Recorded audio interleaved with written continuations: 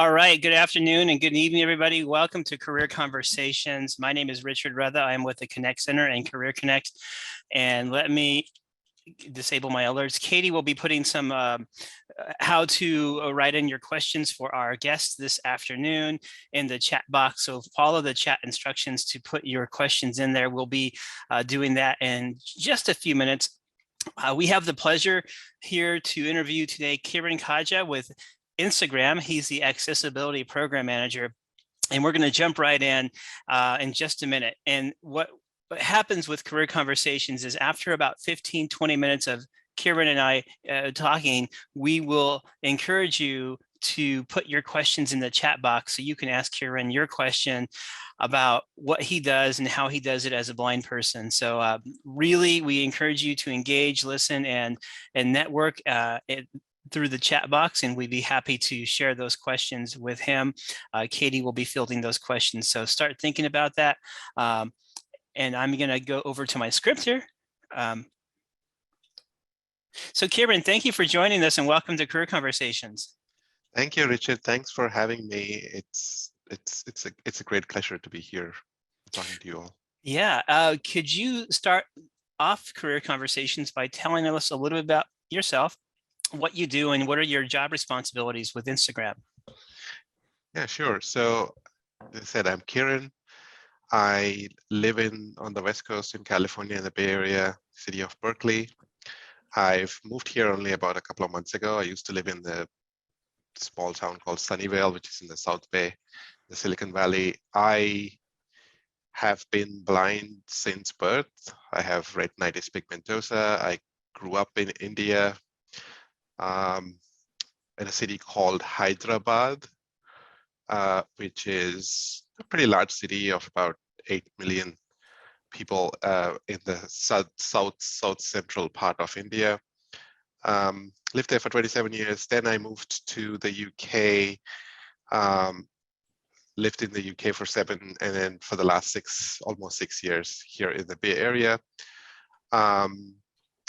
I work as the accessibility program manager for Instagram. So I lead a team of a few people. Some of them are engineers, some of them are UX designers. We have product managers. We work across the organization to make sure that we make Instagram features accessible to people with disabilities. We recently launched something called auto captions for video, which is using artificial intelligence to recognize dialogue in video and show closed captions. So things like that. Yeah, so that's my main role. I also did work for Google, where I led the accessibility program for Google Search and Assistant, and hardware devices for a little bit.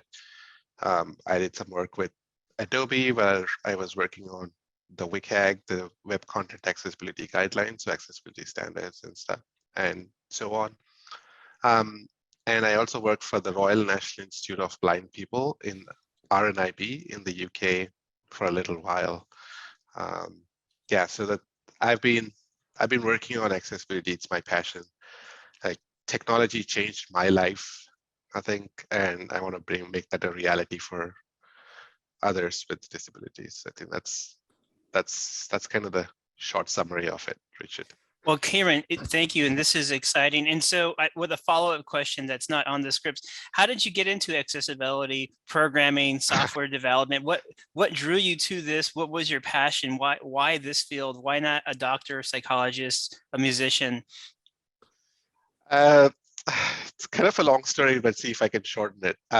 So I was growing up in India, as I said, in Hyderabad, and they didn't really have a lot of awareness about what blind people can do and how blind people can use technology in the in late 80s, early 90s. So so all of my school, we didn't even have a Perkins style Brailler. So I was using a slate and stylus for taking notes and writing in class and all of that. Oh, After wow. high school, um, So hold on, you went through high school using a slate and stylus. oh yeah, high school using a slate and stylus. So if anyone's complaining about using electronic Braille, you've got one on them. I actually, so there's an interesting side effect to that. Sure. Is that now I actually have a Braille display with Braille input. I'm not very fast at typing Braille, you know. Right.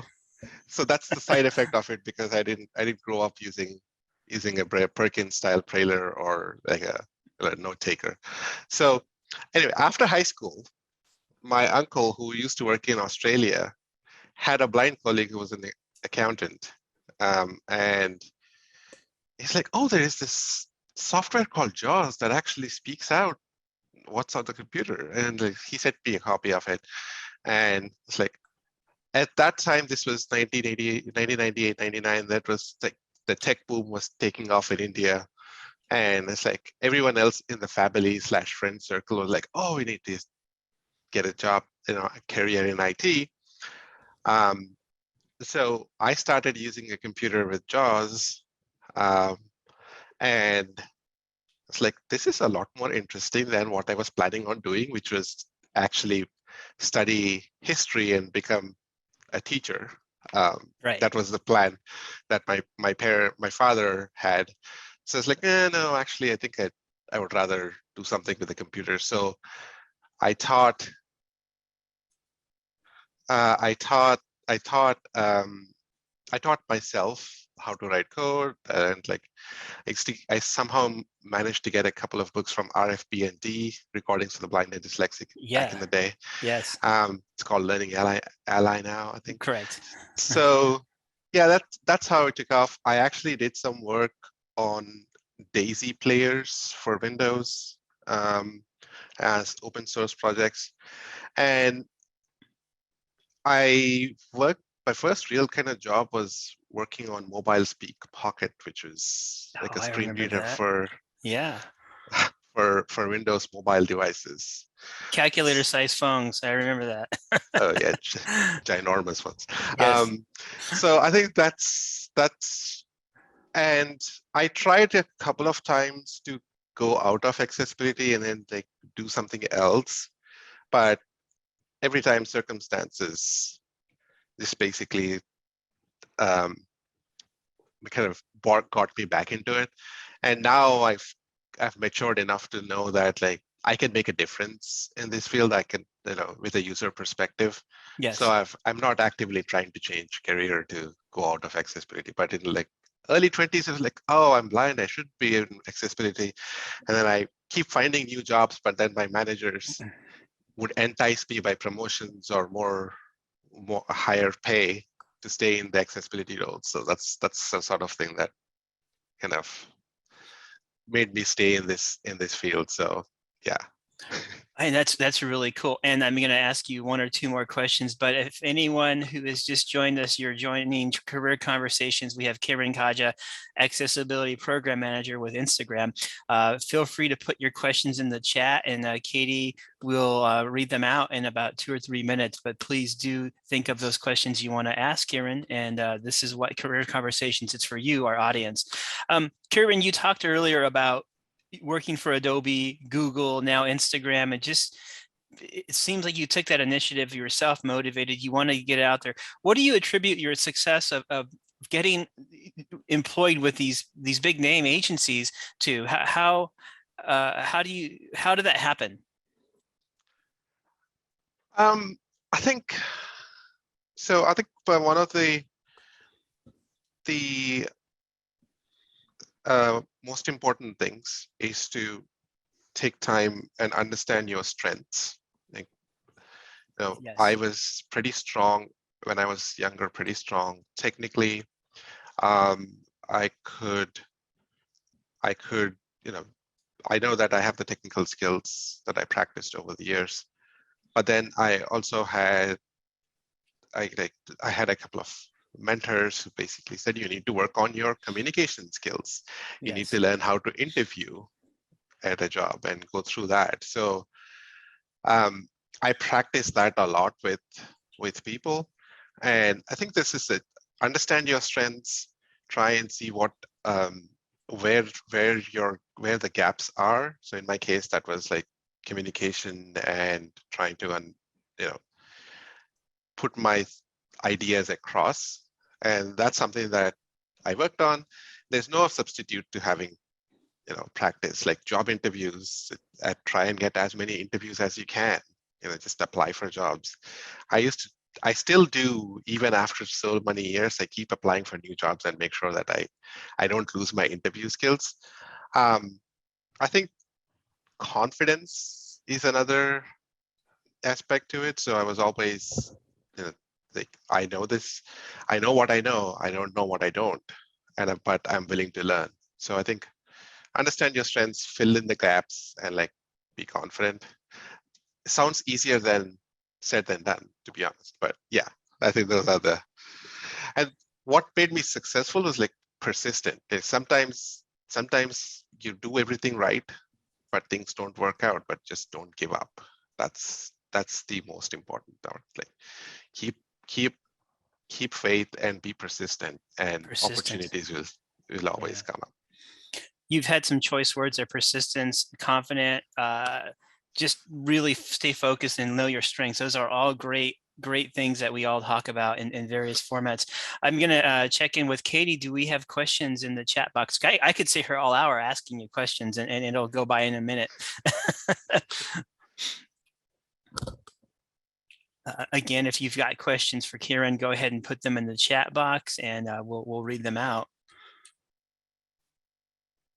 Yeah, so we have some people who are just looking for kind of trying to get some resources about coding. So wondering if maybe there could be some networking opportunities about the coding aspect.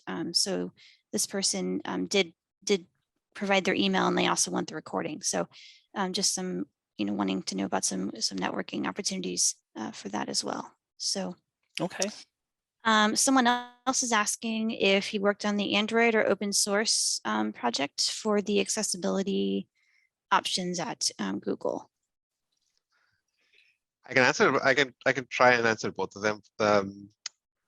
The way I learned, as I said, was getting books, because books from our Recordings for the Blind, RFBND. I keep forgetting to use the new name, but I think the one I would say is the best way I found. It's two things. Like, one, actually just get started with something simple. You could download tutorials on the web. Like W3 Schools has a very good beginner tutorials on HTML and CSS and JavaScript. Those are pretty decent. Just get started with something, and that way at least you get your feet wet. Then you can look at where you want to specialize. I also recommend things like getting the books from Bookshare. I use that a lot even now if I have to learn something. But just get hold of starter books, beginning with Python, that kind of beginner tutorials, and start practicing and writing some code. I would say that's probably the best way that I would do. Then you can look at the Udacity courses, and some of the, Richard, you might know this, like places like the Lighthouse do offer some training on programming skills too. Yeah, so I think get started with online tutorials, W3 Schools, or just get a starting with Python books. So yeah, that was one question. I did not work on Android. When I was at Google, I was mostly on Google Search and Assistant, but I did use Android at the time. Yeah. You also, what I was going to actually say is, and we'll put this in the chat, is APH is doing a big coding symposium in May 9th to 13th. And everything you've wanted to know about coding and more is going to be May 9th through the 13th. And we're doing a variety of coding things throughout the month of May and even now. So we'll put those in the chat for those who don't know about our coding symposium, which is free for those of you to participate. Katie, I heard some more chatter.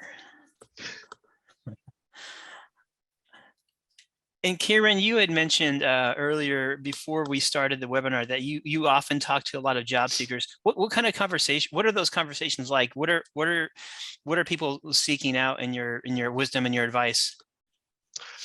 I think it depends on type of job seekers. I think a lot of questions around like what is a good career for someone who's blind. I think my answer to that is, what would you like to do? And see if we can find a way for you to do that. Right. So I think that comes up, especially like somebody who's just trying to pick a specialization at school and wants to study.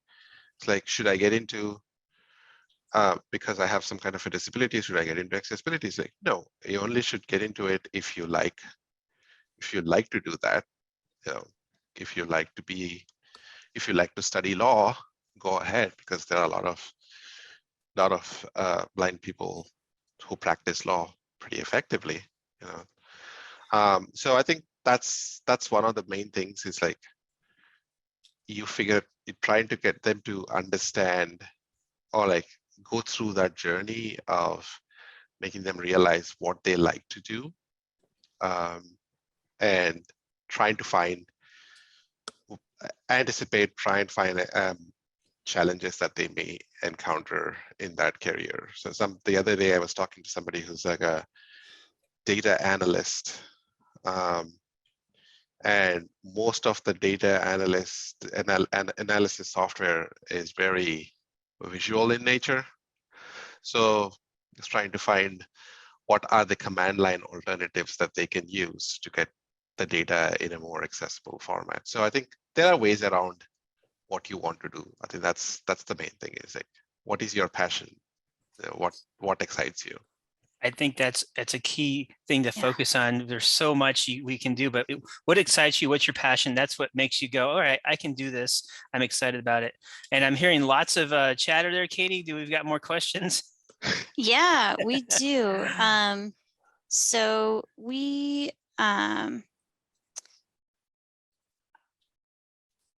are asking a lot of interest in the coding part. Also, there's some questions about a resource that allowed TVIs to connect students with blind professionals in a field of interest. And I think it's more the mentoring aspect, asking questions about training. Are you aware of any alternative resources that can kind of help people, have these conversations and talk to professionals, or what do you suggest in that regard? Oh, for mentoring? Yes. Yeah. This is an interesting question. Like, I haven't done this in a structured way. When I was growing up, I did have a couple of mentors at different stages in my career. One of them I happened to meet accidentally because we were living in an apartment complex, and one of the neighbors' cousin was also blind, and he was a software engineer in the US, and when he was visiting, and then my parents took me to meet him, and then I still am really good friends with him now. This was like 25 years ago. And he was quite helpful when like telling me what is possible and what do I need to learn. For me, it happened very organically. And then once I started into my job, professional career, I would find mentors, that people that I find interesting, and then say like, hey, I would like to meet with you and learn, how to progress in my career, or actually I want to do this particular kind of job. So what do I need to learn? So it has, in my case, it kind of happened organically and more in an unstructured way. I think, I don't know, Richard, if APH has any like opportunities that we have. I feel like now I get referrals from the Lighthouse here in the Bay Area is where I usually get. It's like there's somebody, a student who's interested in learning more about how to get into technology, into IT. So I talk to them. It's I unfortunately don't know if there's a structured professional resource.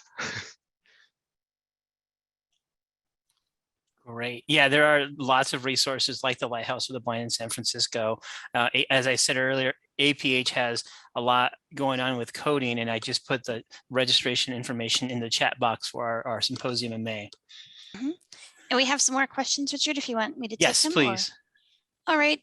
So we have, do you have a good suggestion for people who are blind to learn the programming language of Swift? That is one of the easiest ones to learn because they did a really good job with making Xcode, which is the development environment, accessible. So what I would do is, it's actually pretty straightforward.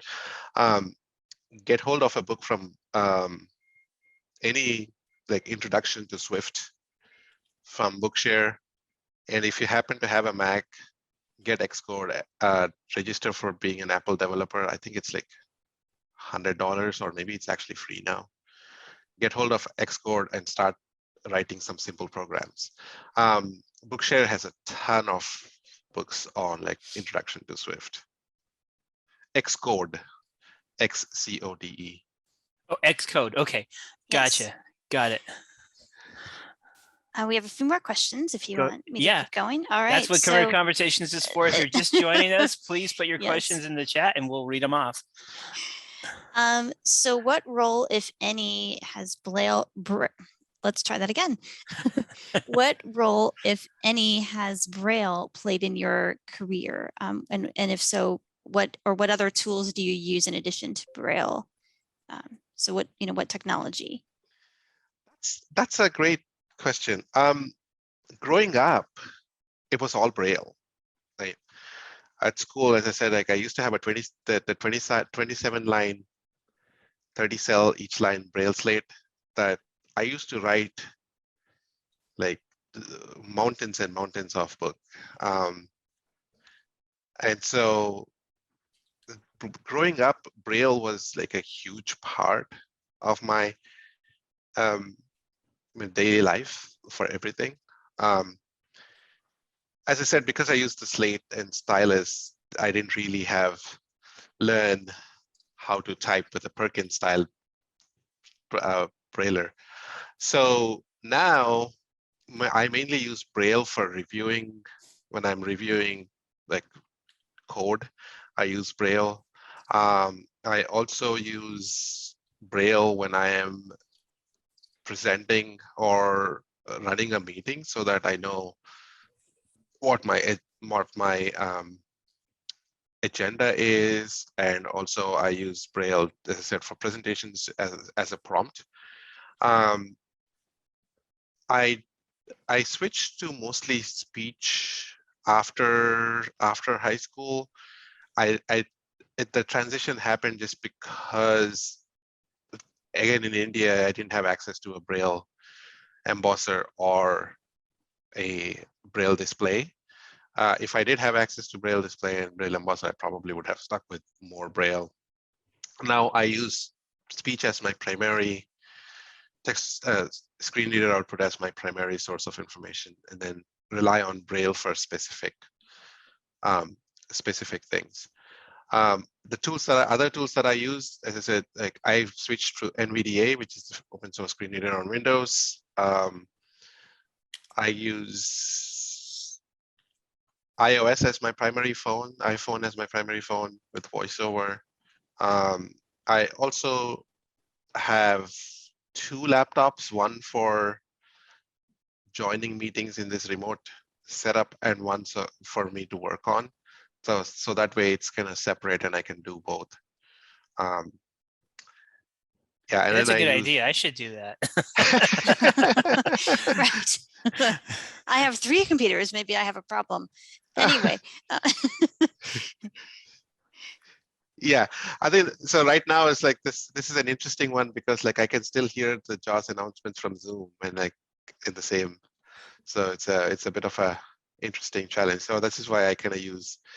I should replicate that for the home setup too if I'm going to be doing these sort of sessions more, I guess.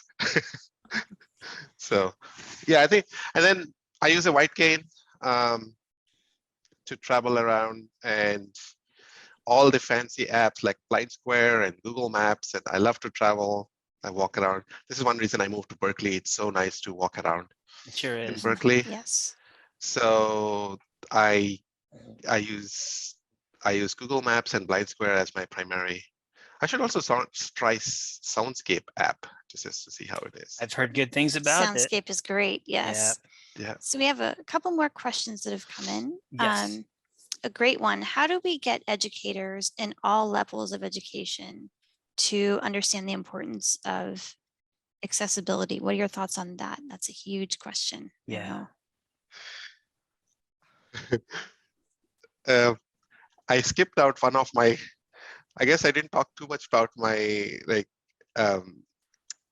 how unstructured my learning was. So when I first discovered, and after I finished high school, I was supposed to start like my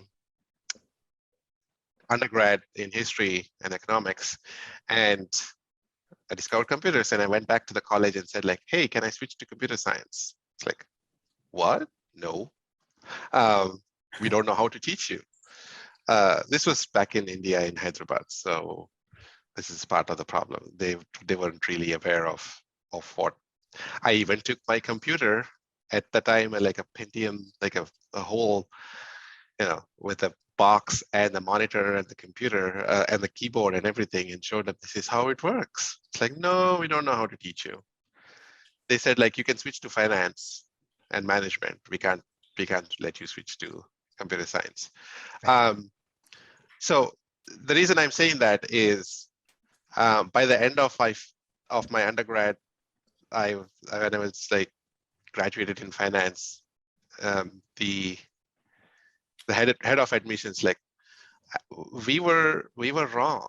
Unfortunately, we are sorry. We should have let you, choose computer science. So I think the challenge is awareness. I don't have a silver bullet for that, unfortunately.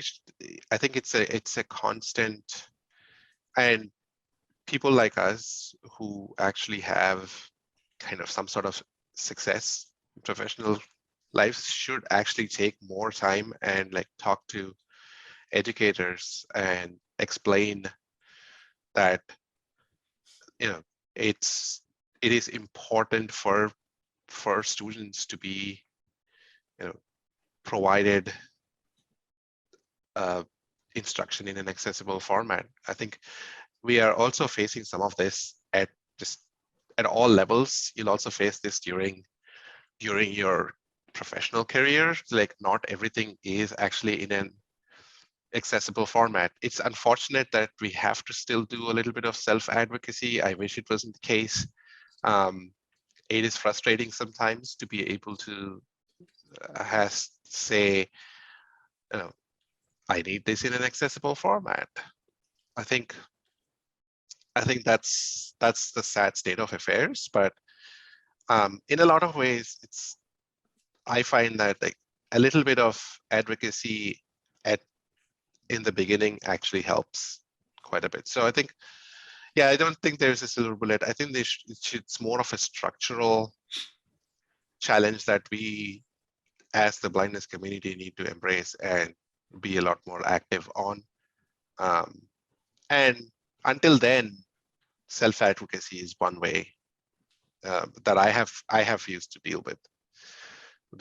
When I moved into this new role, there's like they were using a word processing platform that wasn't accessible. So it's like I told my team, like, if you want me to collaborate with you, you need to move to something else, and they did. So I love that spirit. That's good. That's really good. Yeah. Yeah. We have a few more. Yes. Someone is asking if you could share a bit more about what it's been like navigating and succeeding in the US and elsewhere as an international student or as a person coming from another country. What has that experience been like for you? I think it changes on perspective. Like I come from so I lived in India, and I also lived in the UK for 7 years and here in the US for 6. So I have seen different parts of the world. I have strong opinions about all of those. That's like the one thing that I miss in the US that I had in the UK is like public transport. It's like it's easy to get to anywhere in London, around London, in the UK, which is not the case in a lot of the places around the US, especially when I like in parts of California. Sure. Bay Area in the North Bay around San Francisco is better. So you're gonna have to make those decisions based on like where it's easy to live. I think I moved out of India at a stage by which time I kind of knew what to expect. I wouldn't the biggest thing that I struggled in India was like I didn't really have any O&M training, orientation and mobility training, because like my parents were like, we are never letting you go out to the streets on your own in India. Sure. I probably wouldn't go on my own either. It's a wild west out there. And that independence of being able to just like take my cane, walk around, I still marvel at that. Like I didn't have that for 27 years. Wow. I had to be either driven by my parents or I had to get a taxi in India. And now I just like, if I feel like going out for a coffee, I just take my cane and go. So I think to me, that infrastructure around being able to just like be a little bit more independent was for me the biggest thing that makes me. I think professionally, I was lucky to be in an environment which is very diverse and cosmopolitan anyway. Like in technology companies I have colleagues from pretty much everywhere around the world. So it is understood that you will have some diversity and like cultural differences. And I've never had issues with that. I still don't know much about American TV shows, so I can't really make small talks in social situations. I need to rectify that. It's like, so. Sure. I'm not far behind, so you're in good company. I think I kind of like the consistency in access around the UK. It's a lot more consistent. It's also a small country, so it's not a fair comparison. I know that, but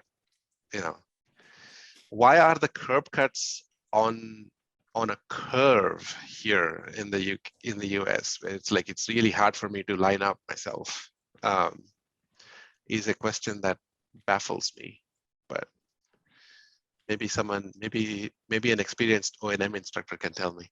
But yeah, there are interesting challenges. Yeah, I think I haven't really faced that much of any major challenges in trying to adapt to. But then I also get bored of a place after 3 years, so I'm also like a wandering wandering mind. So You're curious. You're very curious. I'm curious. I'm always interested in learning about new places, new cultures, new traditions. So That's and good. I love food, so it's always a good excuse to go explore new places. Yes. Well, thank you. Katie, do we have any more questions? We do. So we have a couple that came in. So one of which is, what would you say to a young person or a college student who maybe says that they don't think they need how to learn how to use a computer? They're fine using their iPhone with VoiceOver. Oh, you won't be able to do a job. I probably wouldn't say that in so many words. Tactfully, all right. Tact and grace go a long way, right? I would say that yes, like you'll be happy with using an iPhone right now. That's a good, it serves your needs now. But as you start, coming out of college and finding, a career path, you would be a lot more productive using a computer than a phone. Also, I think that's the thing. I feel I use my phone a lot, so much so that I actually have two MagSafe battery packs that I carry all the way with me, which is crazy. But if you have to write a document and edit a document, it's a really painful thing to do on the iPhone. I think like maybe showing them how easy it is on a computer is the best way.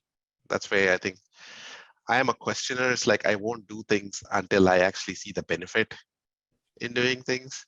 So I feel like instead of like trying to say like theoretically explains, like let's actually show them, let's do a task that we know can be done better on a computer than the iPhone, and should demonstrate that this is a lot more easier and productive is probably a good way. Yeah, don't say that you'll need it for your job. I think that's the worst thing to say to young people. Right. Explain. It's like, yeah. And we have someone who is curious about some of your culture. So asking if you eat Indian food with your hands or if you use utensils. I don't know what's the big deal with utensils. At home, it depends on the item. Like if I'm eating a naan, I use fingers. Wash thoroughly before you eat with fingers. Growing up, we used a lot more fingers than utensils. I think the first time I actually used a fork was like when I was 15, 16, when I had to eat noodles. So I still like to use fingers. It's a more accessible way, people. But no, it depends. At home, I like to eat. Depends on what the type of food is. So I'm not eating a pizza with a knife and a fork. Forget it. That's what people in the UK do. Which is like, how on earth can you manage that? And I can't do chopsticks either. If somebody would like to teach me, I think that'll be great. There you go. We had a question come in about what is your favorite, or what's been your favorite project in your career that you've worked on?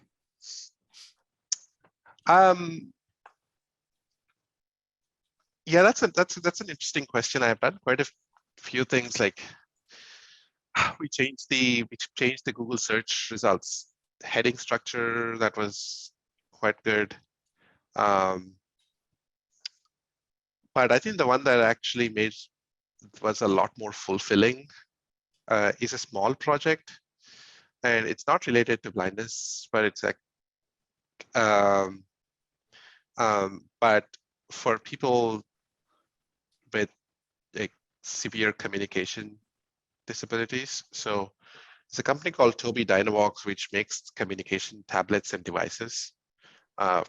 And they are basically used by with eye tracking technology. And we integrated the Google Assistant, which is the voice-based interface, into those devices, so that these users can actually use their eyes to control their home environment. So it's like turn on lights, turn off lights, like adjust the temperature. Before this, they had to ask their caregivers to even control their simple environment or find information. So I think for me, giving that independence to, even though a small group of users, because I think only about 60, 70,000 users who use these devices, but being able to do that at a mainstream company, to me was very fulfilling.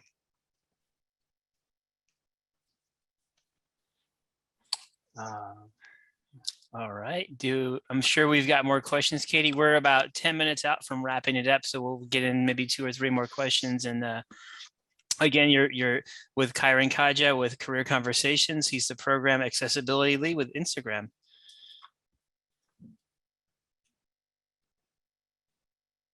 Katie? Yes, okay. Sorry. You're good. Yes, so just trying to figure this. Okay.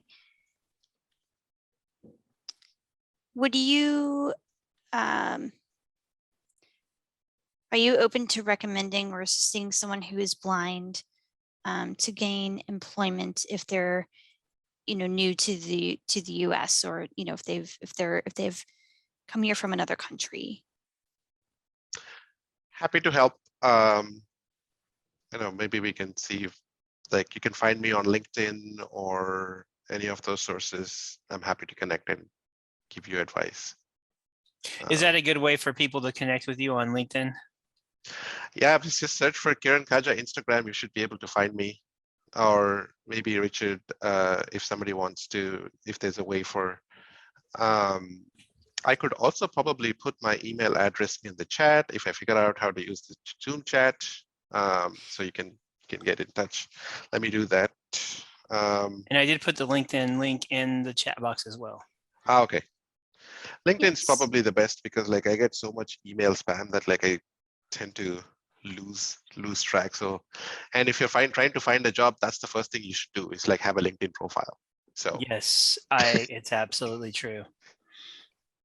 And update it every so often, because sometimes we forget about LinkedIn. Yes, I had to update mine recently and it was quite a task.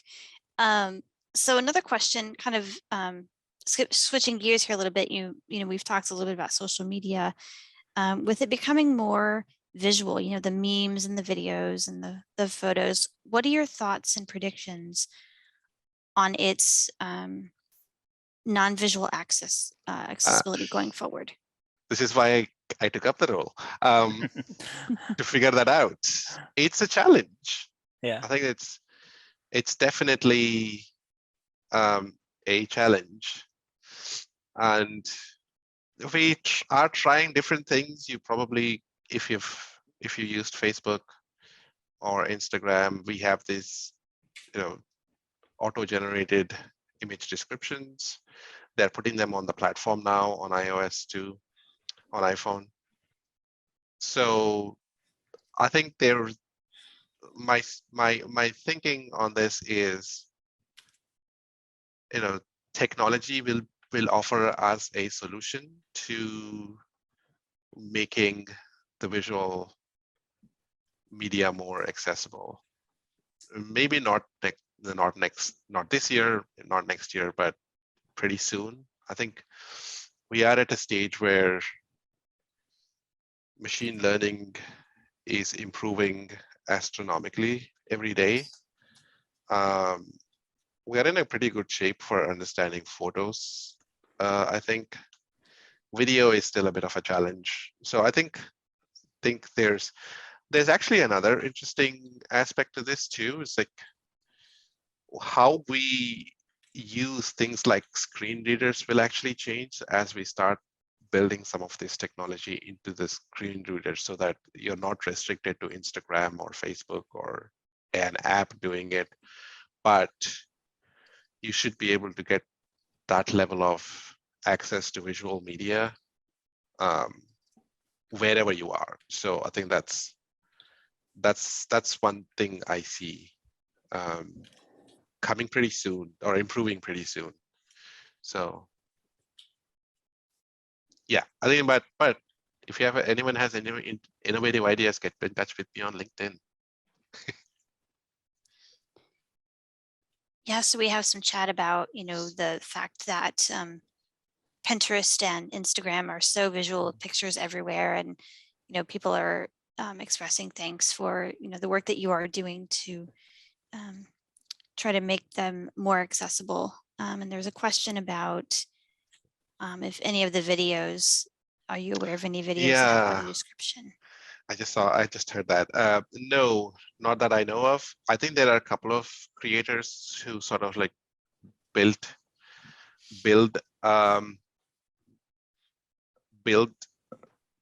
like what they call burn-in audio descriptions, which means that they actually have they're describing. It's very few. Yeah. It's with user-generated content, which is what this is called. It's a pretty big lift at this point to be able to just create an audio track. So again, I'm hoping that technology would help there, and to make some of this process a little bit more easier. None of the big platforms that do user-generated content, which is like people uploading stuff, have really solved this problem just yet. So, yeah. Oh, the clarification about the bumps. Yeah, no, I know why they are there, but like the way they are aligned, the bump gate, the curb cuts, I feel like they are at the curve as opposed to being on a straight section of the sidewalk, which is what I'm used to in the UK, which threw me off a lot. When I moved here first time, I got used to it now. But in the UK, they would actually be on the straight section just before the turn. Whereas most places in the US, they are like on the turn itself, which is confusing to me, which was confusing to me. Yes. Yeah. We've got time for maybe one or two more questions. Again, you're listening to Kiran Kaja with Instagram, the accessibility program lead. It's been a pleasure having you this hour, and this will be archived on the Connect Center YouTube page and shortly. So thank you, Kiran. Katie, do we have any more questions? Someone is saying that they find Instagram to be a pretty accessible social media platform. So that is. Oh, thank you. Yes. Yes. So. Yeah, we saw some of our CareerConnect student advisors on the call. So thank you guys for joining us as well. There was substantial feedback today. I think more of the 4 we've done this. You've had the most interaction, Kiran. So I only got to 4 of my 12 questions, which is great. That's what Career Conversations is for, and we do this every month, the first Thursday of each month. Just some chatter about inclusion, and we want to be included in people's profile photos and videos, and just making sure that as many of us are included as possible. I think one of the things that AI is a solution too, but we still shouldn't give up on encouraging people to create accessible or inclusive content. Absolutely. I think that's we still have to push creators to do more, I think, for sure. I think there's definitely, AI cannot solve all problems yet. So great. Right. Well, I think that's all the questions. You're getting a lot of applause and yes, thank yous. And yeah. Thank you for having me. It's great to share whatever I know, and happy to connect with folks on LinkedIn and help out in any way I can. And again, I put in the chat earlier the information for the coding symposium, a link to Kiran's blog that we did back earlier in March to promote this event, as well as his LinkedIn link profile. So those are all in the chat. Katie and I are hosting Career Conversations. So we want to thank everyone for joining us today, and please come back and thank you for all your wonderful questions. Everyone have a great day. And Richard, do we have a guest for June? We have a guest for May. Let's Yes, try May for 1st. May 5th, Cinco de Mayo, for those who celebrate. We have Heidi Joshi. She's also from the Bay Area, Walnut Creek, and she is a psychologist, behavioral therapist, and she works in the hospital. She supervises teams of interns, a super bright PhD, blind woman who's living it up and doing really cool things. So if you're interested in psychology, behavioral psychology, working in a hospital setting, come and visit with us as we interview Heidi on May 5th. And you can find all that at aphconnectcenter.org. And if you get the emails for this Career Conversations, you'll get that notice in about 2 weeks. Maybe I'll join that session too and think of a Right? career change. Yeah. June, we might have a voice actress who we're confirming, and we will probably have somebody from Amazon Alexa shopping accessibility and in late June as well. So those, Right, because we're doing 2 in June, correct? we're doing 2 in June because we're going dark in July, and my A lady just went off because I said her name. Good times. Yes. Right. Well, thank you, everybody. Thank you for joining Career Conversations. Once again, this will be archived very soon. So everyone have a great day. Thank you. Thank you.